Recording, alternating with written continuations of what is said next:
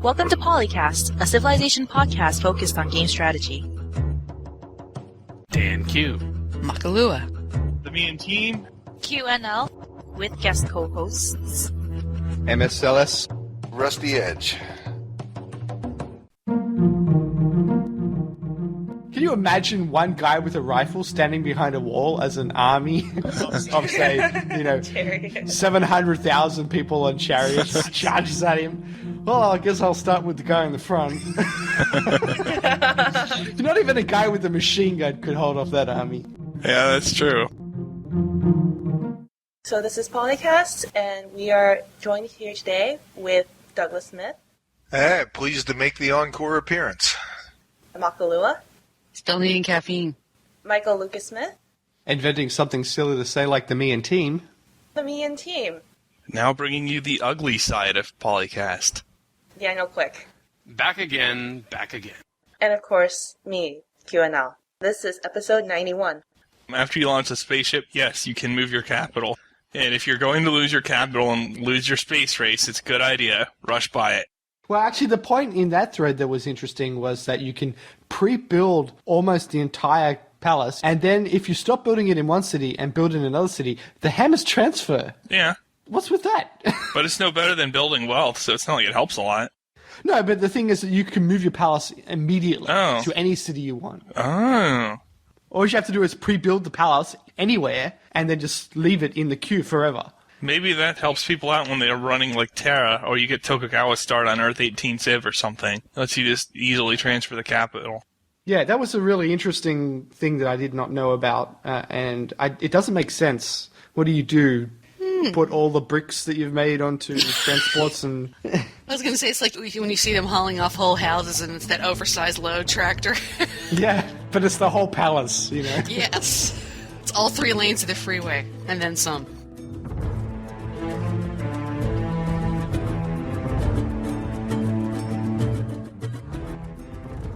In the Senate, we discussed Specialization is for insects. Settler as a diplomatic tool.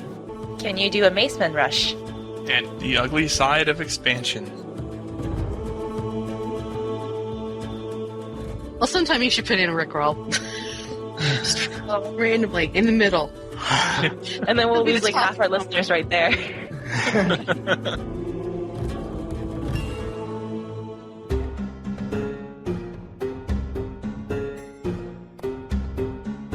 Welcome to the Senate, where we discuss game strategy. Well, let's cut straight to the chase. Specialization is for insects. okay. So I'll be back in an hour, and By I am. The dominant theory on these boards is to specialize everything. But specialization is weak. Weak in life, weak in the game.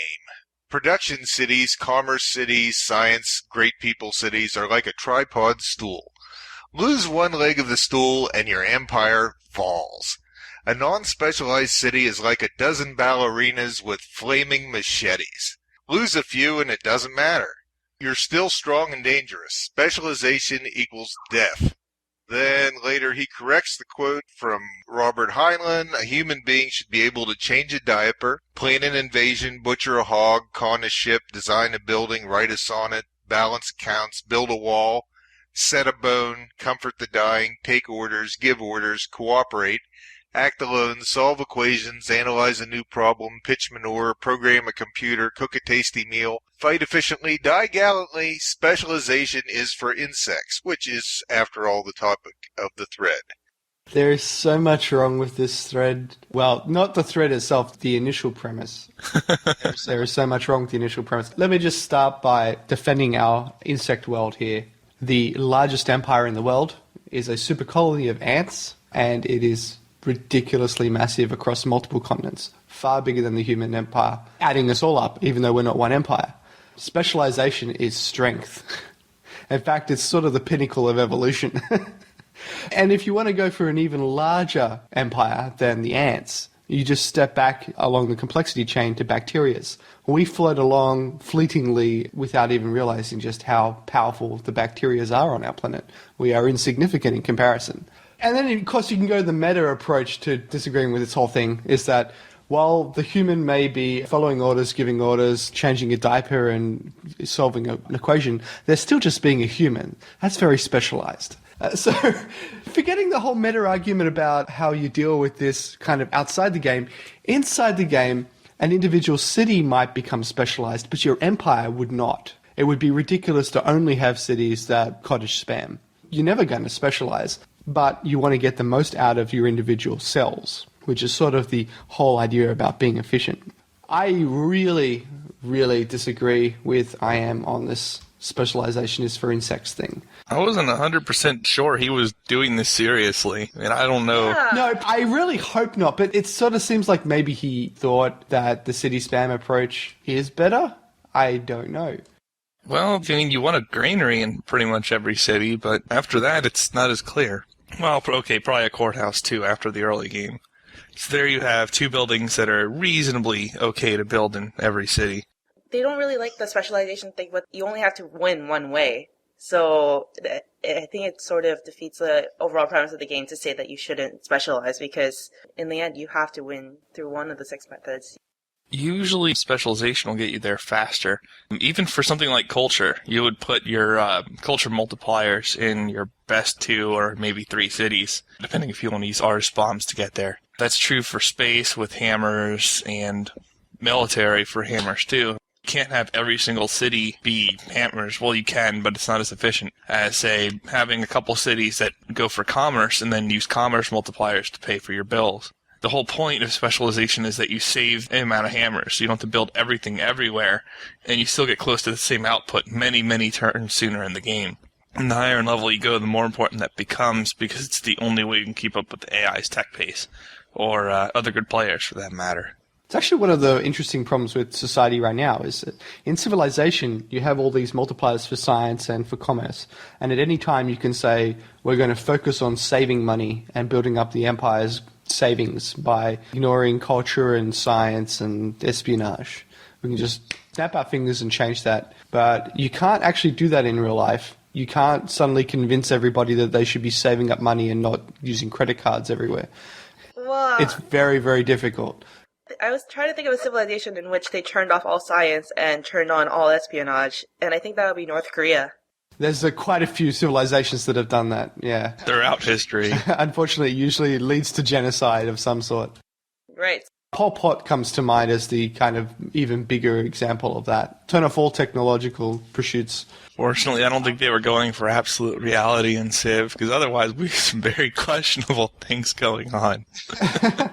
Well, so game is a game of percentages and bonuses and that add up over time. So the more you can specialize down one particular path, the more you're going to get out of that particular path. So the goal as the player is to balance your specializations well, but still get the most out of them. There's also an interesting transition point. We mentioned earlier in this recording that you shouldn't build only cottage cities, for example, and for most of the game that's true. But once you hit democracy and have universal suffrage and can run emancipation, you could just carpet your entire empire in cottages and subspecialize only for gold. Yeah, that's weird. Buy an army. It is weird. It's weird, but it's effective because you can get 100% gold multipliers much more quickly than you can get either 100% hammers or 100% science even. Right, and you still got food and you get gold and you get hammers. You get everything. Well, if you get Kremlin, it's one of the most efficient production setups in the game, but even without it, it's not too bad. Brush By converts gold 3-to-1 to hammers. So you get like 7 or 8 commerce and then a hammer from universal suffrage and having a town. And you're already starting to look better than like a workshop under state property unless you're also in caste. And you have better multipliers. So for a decent chunk of the game, that's going to be your best option, assuming you have the tile improvements to make use of it. Could also go that route with whipping, just farm everything, use Kremlin, get a discount on the whips, or late game, just convert everything to workshops to get a bunch of production. Say you don't need tech anymore, you just want to spam units and kill somebody, or spam space parts, or whatever. But for most of the game that matters, most of the game where the outcome is still in doubt, the multipliers and specialization are more important. And of course, you wouldn't just have machine guns sitting in your city as a warrior wandered around pillaging all your improvements. No. And it's not like you don't have somebody 2 cities over who couldn't come and stomp on the warrior. Yeah. And besides, once you get to those later texts with Emancipation, if somebody did stomp on your cottage and you rebuild that cottage, it'll come back really fast at 100% growth. Yeah, 35 turns. It is a loss, but it's not a totally, utterly crippling loss. Unless, of course, you really didn't have any units and you weren't able to, for whatever reason, build a unit to destroy this warrior. Well then, I'd like to highlight a couple of choice posts out of this thread. Number 12, quoting I Am saying the industrial era has turned man into an automaton. Dr. Null responds saying, this is clearly false information. It is the future era, and only with the next war mod pack that lets you turn man into an automaton.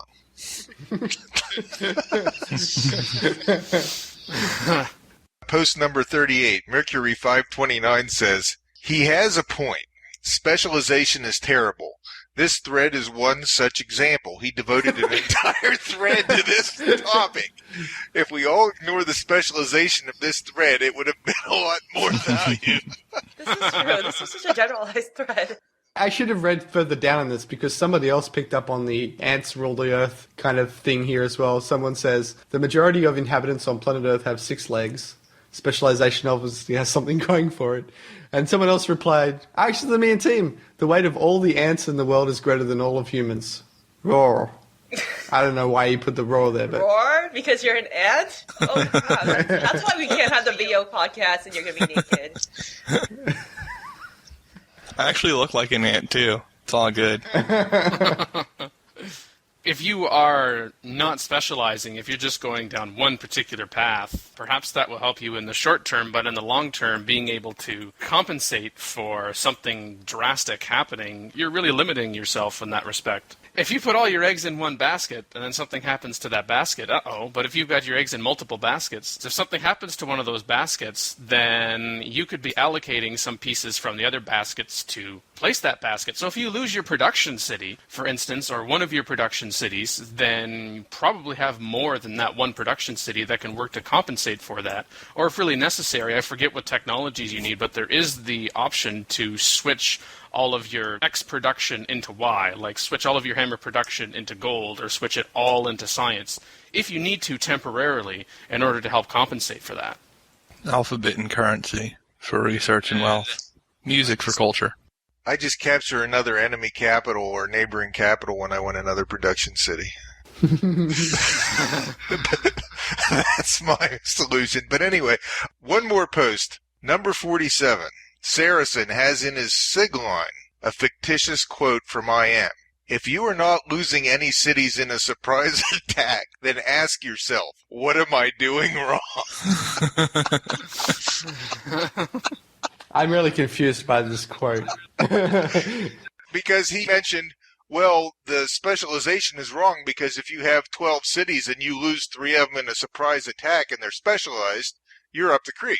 It's pretty much like referring back to post number 2, where Dave MCW quotes the several civs declare and you lose 3 of 12 cities. And Dave's like, that pretty much sums up the building spam strategy. Yeah. Because you're putting all those hammers into buildings and not units. Let's look at this thread from a different angle, right? What if he's proposing a different playing style as a challenge? So you can't build any building that's unique. No wonders. No unique units. You must have one of every unit. At least, before you can build another of the same unit. It'd make the game really hard. It sounds like a Rolo game. Yeah. It can't be any harder than playing without building anywhere or using workers. Well, you can build a worker, but before you can build another worker, you have to build a settler and a warrior and a scout. It'd probably be pretty easy on Noble. I wouldn't want to try things too much higher than that. He just doesn't seem really specific about his generalized strategy. Each city is its own Swiss Army knife, says Post 49. Mines, watermills, cottages, library, barracks, etc. I don't know. I just don't really see the merit of building a library or barracks in every city. I think if the game mechanics were different, say the demographics of the population mattered. So every time you tick over the turn, the population cycles through and a percentage of the people born into that world now live with different demographics to the people who already lived in the world. As time goes on, people will become accustomed to certain things like education. So if you don't have a library in a city, people are going to not want to live there as much as in some of your other cities. But in reality, when you play at the higher levels in this game, you don't have the time. There's no real advantage to building a library in every single city or a barracks in every single city. There's just no point. Yeah, it's blown hammers that you could have put towards something that helps you, even if that's just building wealth or research if you don't need units. Yep. Especially in the earlier game when it's all percentage-based as opposed to absolute numbers. And your absolute numbers aren't that high, so percentage multiplier isn't that big of a deal.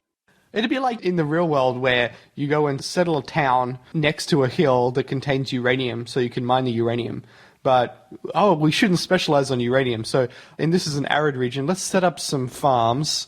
Now that I think about it, if each city has its own Swiss Army knife, Swiss Army knives kind of suck. You don't really get that much done with a Swiss Army knife. You'd much rather have an assault rifle, right? Yeah, I mean, that's what I use to cook my food. Yeah. You just shoot it until it's cooked.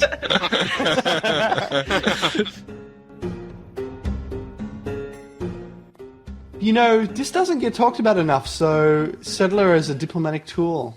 This is one of the funniest things you can do in the game. Let's face it, every time I pull this particular strategy off, I giggle like a schoolgirl. In the first post, in several of my games, I noticed that the AI can become a real pain. No joke there. All very happy. Yeah, well, and then they'll flip on you for no good reason, with border issues. -1 or -2 doesn't seem much, but sometimes, especially after free religion flip, it can become a problem. I wonder if this would work. Build a settler, plant a city, I'm just going to skip these directions, near the AI, have the city generate science or units, 0 infrastructure investment, until the other civ's culture starts pushing, and gift that city away. You get a +4 diplomatic bonus, or is it +5, by liberating a city to an AI. If an AI doesn't like you for whatever reason, you can cure it just by planting a city next to them. The problem with this strategy is that after a while, you run out of space. That's the biggest flaw, is that there's just nowhere to put a city to give away to the AI. But apart from that, I love doing this. It is so funny. It's such a hack. Here is a crappy city in the tundra, which has no production or anything. Would you like it? Yeah. Yes! I would love it! Give it to me!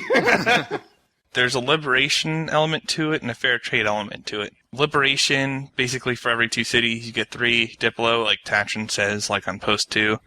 But if you gift them a city early in the game, it is an instant +4. Our trade relations have been fair and forthright. So if you want to open borders with Tokugawa, that's often going to be the only way you're possibly going to be able to do it, because he won't open borders that cautious. I actually did this in one of my YouTube Let's Plays. I believe it was Lincoln, where I sent an early settler up there to get somebody to please so that there would be wars between other people. Because I was just culture whoring that game up. But this is a very effective tactic if you want to steer who declares on who early in the game, too, because the AI will favor targets that are on its borders. So if you wedge a settler in between 2 AI civs early, plant, and then gift it to one of them, they're going to have a border now, too. Not only are they going to have culture pressure trouble between each other and get some negative demerits, you're going to get a diplo bonus towards you, so they're less likely to declare on you. And now they're starting to evaluate the other neighbor as a higher war target as well. So, yeah, in the right places, it can be a very, very powerful tactic. It depends on what era this is occurring in, because you have to have this plan way in advance. Because I'm just thinking about the whole culture pressure thing. Depends on the size map you're playing, of course. But if the guy's culture is pressing on you, I don't know how much culture there need to be in the city for it to be considered a liberation. Not much. Yeah, sometimes you don't need any. You can just plant it on their borders. If their city has expanded to have access to that tile, but they haven't invested any culture into it, or very little at all, they'll still consider it a liberation for some reason. I've gotten liberations with 0 tile culture of the AI in the city tile, but the borders are overlapping, so I don't know what quite counts as a liberation. There was another part of this thread that I thought was interesting, a misconception about the whole our borders cause tension thing. That's actually caused by your culture pressing into their borders, not by your borders just touching. That was worth revealing for some people as well, I thought. Yeah, that's true. And actually, it works both ways. That's what they use for their land target considerations for picking war targets. But So it's the same thing with people, really. for the close borders demerit, it's based on culture going into each other's tiles. If I have the me and team next to me, sure as shit, I'm going to start getting angry with his culture push. Hey, I'm not the one that usually pulls this crap, usually. Usually, huh? You also have to keep in mind, it depends on how you set up your game, because if you already have some sort of fair trade bonus, then the marginal gain that you get from that is greatly reduced. You can only get up to 4 fair trade, and for those of you who are unaware, fair trade actually means really unfair trade that you give to the AI. Like, trading a tech for their giving 100 gold, for example, is drastically unfair, and most of the time you will just do that for the Diplo bonus, up to 4 for fair trade, which really means trade that is skewed in favor of the AI. Usually on the screen it will say something like, our trade relations have been fair and forthright, which is pretty euphemistic, but whatever. They won't necessarily take a city if it has no connection to them at all. Yeah, it has to be at least somewhat close to them. If it is in any way, shape, or form close to them, they'll gobble it up. Yeah. The situation that Michael was talking about at the beginning there, you were talking about the giggling like a schoolgirl. I know. First Phil's an and now Michael's a schoolgirl? Like, what the heck is going on in this podcast? I don't understand. Well, I don't know. Michael said he's giggling like a schoolgirl. He didn't actually say he became a schoolgirl. And I didn't say I was physically an ant, just that I looked like one. Jeez, Lisa, I mean, you're putting words in other people's mouths and making all kinds of flagrant accusations. I don't know. Phil just likes to wear the antagonizer costume. Yeah. I just like jumping to the island of conclusions. Just along the same lines there, Phil, post number 20, perhaps you'd get a giggle from Michael along with a bit of a reverb, gifting a city, but then what actually ends up happening to that city. Something that would have to be done earlier on because of the prevalence of barbarians. Yeah, that's one of my favorite tactics. Because there's no units in the city if you gift it. So sometimes, like, if I see, like, a bar archer or something, I'll settle the city and gift it to the eye and let the barbarians instantly raise it. So you get all the benefits and they still don't have a city. Yeah, totally. Otherwise, you just lose a settler. Yeah. Why not get something out of it? Yeah, that seems like a good return on investment. Well, no, I do it deliberately. When I build that settler, I'm doing it to give it to the AI for the Diplo bonus. But if I can get that Diplo bonus for liberating a city without actually giving them a city, that could be fun. So if there's like some tundra area they won't settle. Now, the real challenge is to pull this off against a person. Can you trick another human being into accepting a crappy city on the verge of being captured by a barbarian? It's not like they would know, right? They don't know there's a barbarian archer standing on the other side of it when you offer it to them. I mean, it would be kind of funny. I don't see how it would hurt the other human, though, because it's like nothing happened to them. They didn't spend any units or anything. Well, if there's a turn timer, they could just wait and see what happens as well. They could trade it to somebody else. The city just keeps changing hands. Of course, when it's against other human players, you can go in-game and see what your status is in terms of relation to the other human, but how the game calculates that might not be how the human calculates that. Yes. Like, they might think, oh, very funny, but it's not like, oh, I got +4, I got +5 instantly for liberating a city, or even... What if you traded something for it? They liberate you a city and you give them a whole bunch of gold. Yeah, Dan, sorry. If you're a heathen and I'm annoyed at you, I'm just going to have to declare. I'm sorry. Not only to quote-unquote trick a human player, but actually then to have them have the same disposition towards you as the AI would. Now there's... It could be very useful if they're at friendly. So the person who started this topic, Terrasite, asking whether it's possible to have an early Macemen Rush. He was really wondering whether we can just get them earlier in the game and what are some strategies for doing so. As for myself, I really like having Macemen early. Unless I have some sort of awesome, unique unit, usually I'll go for the Macemen kind of early because of the 8 strength, basically. And usually when I decide to get Macemen early, I'll go... Really depends on the game, but generally I'll try to get engineering first so I can have the crossbowman as a middle. The trouble with this is getting the civil service. And I think some people on the thread pointed out, oh yeah, you should Oracle civil service. I've yet to do that myself. I don't know if any of you guys have. Usually I'll try to get one of the prerequisite texts to civil service with a great person, get there faster. But other than that, I think that having an early Macemen is actually pretty awesome. Some of the people in this thread were asking, what's so great about that? I think that's a legitimate question, depending on what you're trying to do with your maces. You're not going to get good returns on maces unless you have siege, even against archers. I mean, you go attack like a city garrison archer or like behind a wall or something, you're going to lose a lot of maces, and that's a huge hammer cost disparity. So getting there ultra fast isn't that great unless you get siege too. But if you have siege, then even your catapults will just destroy classical defenders until they get longbows. So getting maces early isn't nearly as important as establishing a production base. Well, spamming out horse archers to fight off the archers is going to work a lot better than spamming out macemen. Yeah, same thing with catapults, and God forbid if you have elephants, because you can get those a lot sooner than maces.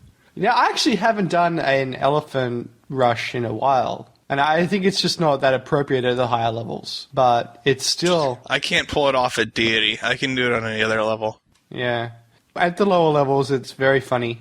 Accompanying the Macemen with siege has already been mentioned. If I already have a considerable army of swordsmen or even perhaps lesser axemen, I might consider upgrading a few of those onto Macemen and continue to invest in Macemen if I don't have horse. But if I do have horse, then the ability to produce those units, and once I've got knights, and if I've got the barracks and the stable, double promotion right out of the bat, not having to have any combat whatsoever, still accompanied with some catapults to assist, depending upon the strength of the defenders and the number of defenders, and some of those cities are on bloody hills, finding that they're just a better investment in the long run, because I can see myself, okay, down that line, eventually down to cavalry. I mean, Macemen will eventually go to either the grenadiers or the riflemen, and I know people have talked in the past about how powerful riflemen can be on the attack, but for me, they end up just staying at home in terms of defense, so definitely I can think of, they talked about the X Rush, certainly we've talked about that before,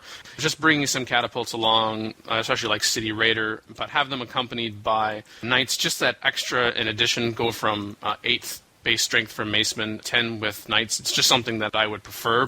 It could certainly be helpful to have maces behind in some of the border cities and upgrade those in key moments when it looks like, my axe or swordsman might not be able to survive that. That's good on kind of the proactive defense, like not actually having them be attacked, but to attack themselves if someone is coming in. And they could certainly be useful for once you've captured a city, like with my knights, for example, and catapult combination, to move in and then they can hold that city so that my knights can continue on to the front because of also the speed consideration. Strictly speaking, maces are a little bit better city attacking if you take City Raider than knights. If you bombard defenses, that is, because the way combat works, higher defensive bonuses, combats are looking better than City Raider. But in that era, you're going to be bombarding defenses or otherwise taking them down, or you're going to be losing units right and left to walls and castles. Medieval war is usually not favored in this game, for high levels anyway, because it takes too long. And the AI production advantage is pretty big in that era, and it's hard on the attacker. But if you're going up against somebody who tends to tech poorly but spams units and is aggressive, like Montezuma or Shaka or Tokugawa, those kind of guys, they sometimes get maces pretty slowly because they can't get to both civil service and machinery before 500 AD or so. In that case, if they attack you, they'll have their aggressive troops or whatever, but if they're an era behind, you can kill pretty much everything they have at 90% odds or better and really, really take them down a notch. In that case, maces can be very useful, and then if they don't have machinery, they don't have engineering, so you might actually be able to make some headway in a war like that. It's a little counterintuitive, but taking on those guys sooner can actually be easier if you can get even a small window from your maces. I thought it would be worthwhile pointing out what Paradigm Shifter says here, that he was able to get civil service by 1000 BC. It was actually 96 BC. 51 turns of the game, civil service. Yes, that's a great achievement, and I love doing that sort of stuff myself, but you haven't got Macemen. No. You still need machinery. Somebody up the top pointed out it's very weird to kind of associate Macemen with the word rush because you can't get them early. There is no super awesome technique for getting Macemen so early that you're going to beat out everybody and be able to rush with them. Yeah. Horse archers, on the other hand. Jeez, yeah, horse archers are one of my favorite rush units. I mean, especially below Immortal, you can just sweep a continent using them alone. It's crazy. I like Macemen also because of the techs that you need to get Macemen are also just really useful in other areas. Well, civil services anyway. And I probably shouldn't love it so much, but I do. I just like being able to, irrigate my farms. What can I say? No, it's a good tech. It's a priority early tech. But what isn't is machinery. That's usually gotten from the AI in trade. Windmills. Unless you're really into the mills, yeah. Love windmills. Windmills suck until replaceable parts. Maybe Riverside Financial windmills are okay in a special case. But seriously, windmills are a crappy improvement until replaceable parts. They're not worth going out of your way to research a tech that the AI consistently researches early just to get them. You can wait your extra 15 to 20 turns and trade for machinery for your windmills. I knew the la la la was coming. Who's the schoolgirl? Well, we've been through this argument multiple times, MLS and I. Oh, Phil's right, but that's besides the point. Windmills look cool. Well, I'm not going to debate that. They certainly do. I have no argument with that point. This thread is started by K.O. Farrow. He's running into trouble while expanding on noble difficulty. As he's building more cities, his science slider's dropping down from 100% to 60% to 30%, and he's considering that he's in trouble because of that. I picked this topic not because of the initial post, but just to highlight some of the important aspects of early expansion, especially if you're still getting used to playing this game or you want to play it at a high level. The first thing to point out is that your science slider, and people say this in the thread, the percentage on your science is not relevant so much as your actual beakers per turn is relevant. And fortunately, in Beyond the Sword, you can actually see your beakers per turn, though that's not as much of an issue as it used to be. You can expand pretty much infinitely using nothing but cottages, just pottery and monarchy, and growing onto the cottages. You could take up 3/4 of the map and win domination just doing that and still not go into strike. What's important is to get the multipliers for that later, but really what you want to do early in the game is get the tile improvements going. So expansion is critical, and dropping to 30% is not a bad thing. I mean, I don't know what you guys use as a rule of thumb for this, but for me, as far as I'm concerned, if I can get pottery and writing, I am willing to expand to 0% slider if need be to fill in the land. I agree. There is a difference to what this guy says somewhere in this thread here. He says 1.5 works per city. When I am expanding like that, exponentially spitting out settlers to expand like crazy until I get down to 0% and have a stable GPT, I need 2.5 workers per city. Otherwise, I cannot keep up the economy fast enough to get the cottages up. Yeah, I think I usually wind up around 2 initially, and then as I settle more cities and the initial ones have their enough tile improvements done and I'm nearing happy and health caps, then it tapers off. Like I just stop building workers as they expand because they're keeping up. But yeah, at first it is 2, and if it's jungle, 2.5. There's another sort of side to this story as well. If you spam out the cities like crazy and don't defend them at all and protect yourself from barbarians, and that's it, at some point the AI will declare war on you. And those cities that are out on the edge, you don't care about them. There is absolutely no loss in those cities whatsoever. You already have redundant resources everywhere. You already have your inner cities, which are superpowers now. And you can spam out a military to go and capture those cities back with ease. The difference is that usually you're so attached to cities that one city loss makes you feel like you failed.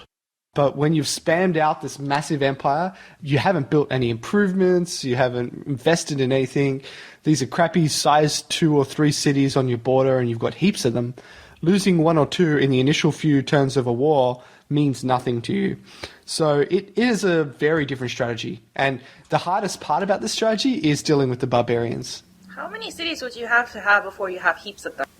If this is early game, if you get to like 10 cities in early game expansion, I would say 15 or 20. Well, I usually run out of room. Yeah, that's usually the big issue. Wow. That's the problem. What's the map size? You on an island? Are you on a continent? Who else is there? Like those kind of things. Yeah, it depends. So when you run out of room, that's when I start building up the military and defend the cities, basically. And I'll start building buildings in the cities. That's a really big difference between, I would say, Prince and above, is this kind of need to build all these buildings and defend everything. That is a big stepping stone. Yeah. And also kind of what this guy says, he's scared when his tech gets down to 60%. That's another sort of stepping stone there as well. Yeah, definitely. That's a lesson you have to learn quickly as you learn to expand adequately. Your slider's going to fall.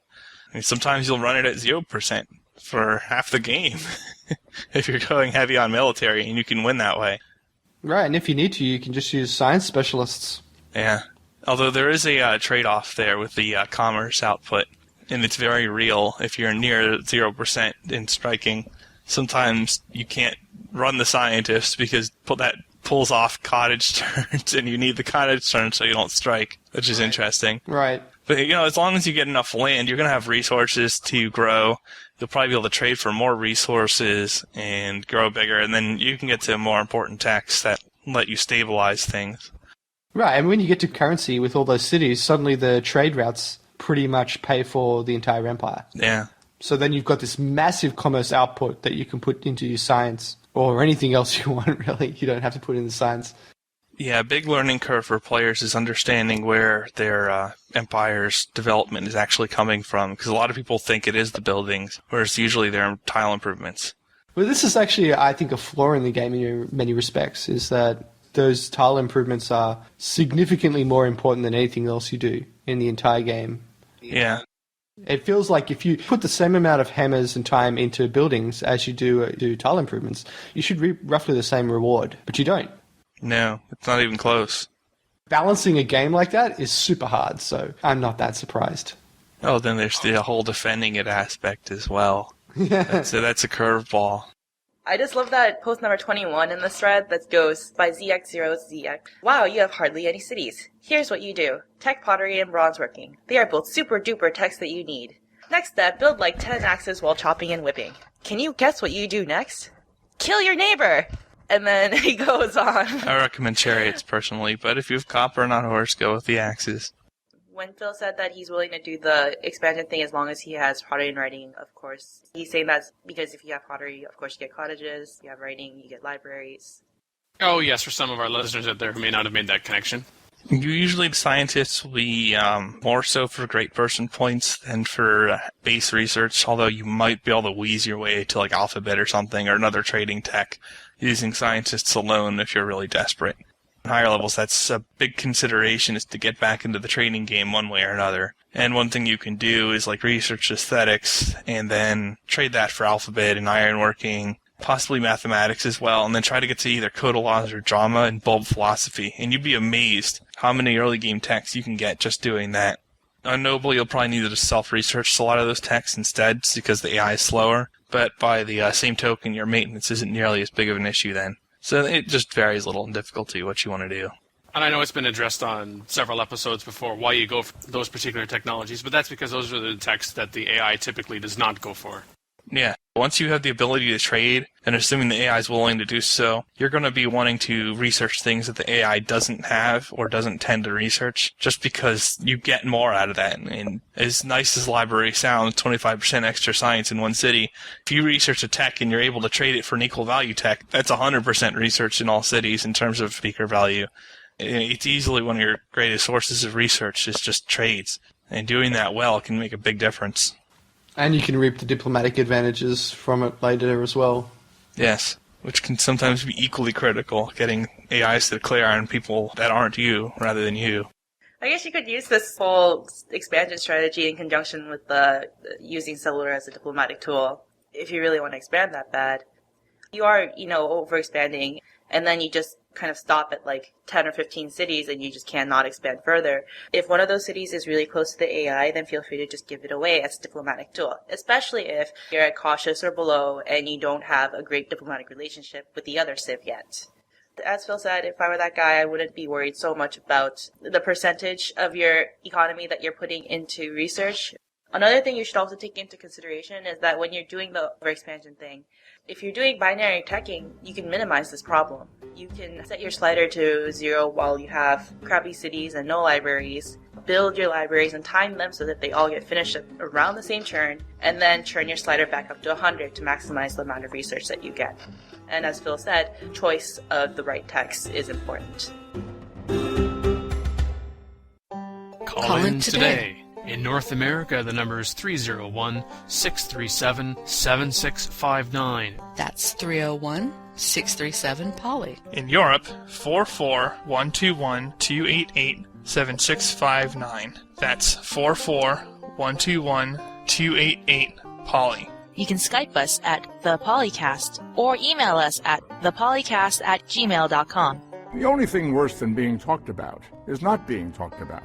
For more information on PolyCast, our sibling shows ModCast and RevCast, Or about PolyCast in general. Log on to the series' official website at thepolycast.net.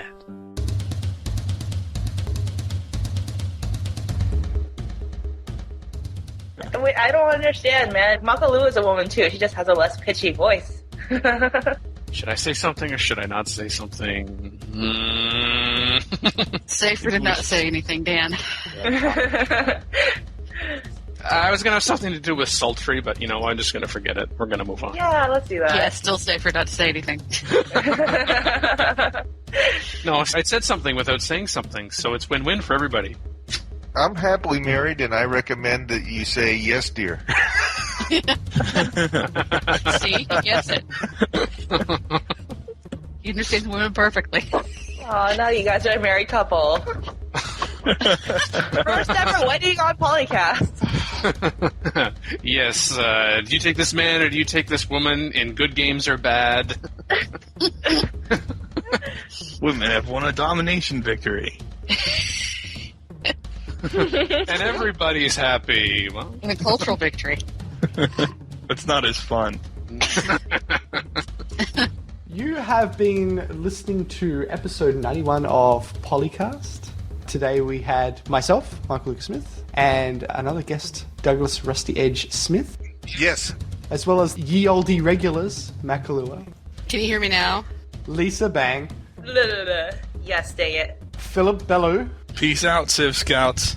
and Daniel Quick. are you playing Civ yet?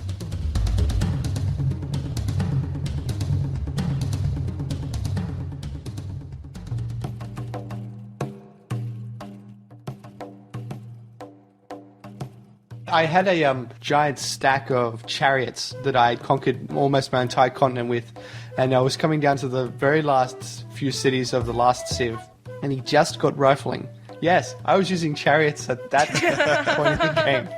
And I had maybe about 70 chariots at this point, and he had a few rifles in the city, and I threw all 70 chariots at the city, and the very last chariot won the city. Really? Yeah, I thought that I would win it much easier than that. You normally would.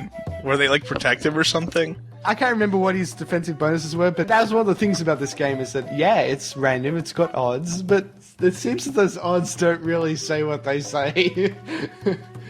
God, don't you really hate when you see the Diplo screen and you're playing with humans and they'll say that the human is feeling something when they are definitely not? Like, Lisa is pleased with you. No, I'm not. I am very annoyed. Lisa is not amused. Oh shit, I clicked on something by accident. Oh man, I swore on air. My bad. I get band hammered. It's okay. Yeah, I accidentally swore earlier. There we go, how's that? No, it's terrible. I can hear you again. Oh. Dang. Oh. Okay, I think we've addressed that adequately. I don't think we actually addressed anything. Oh, well, it's a good thing your opinion doesn't matter. So, Do not click on save yourself. I almost got trapped in it again when I looked through that topic. Did you get...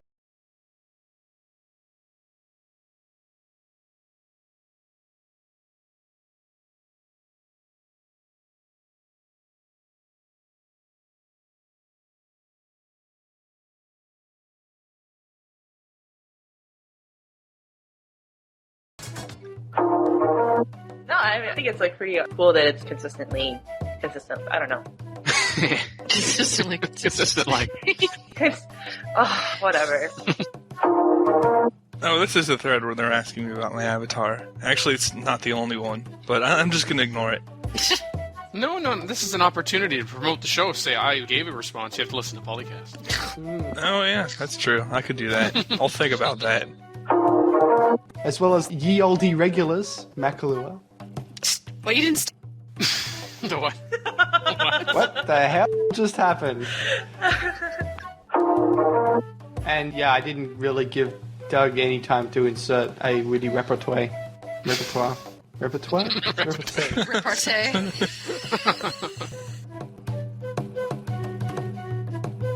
Record date? March 25th, 2010.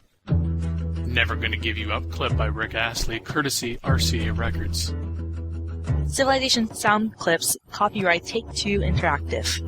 Copyright Civilized Communication at civcom.net.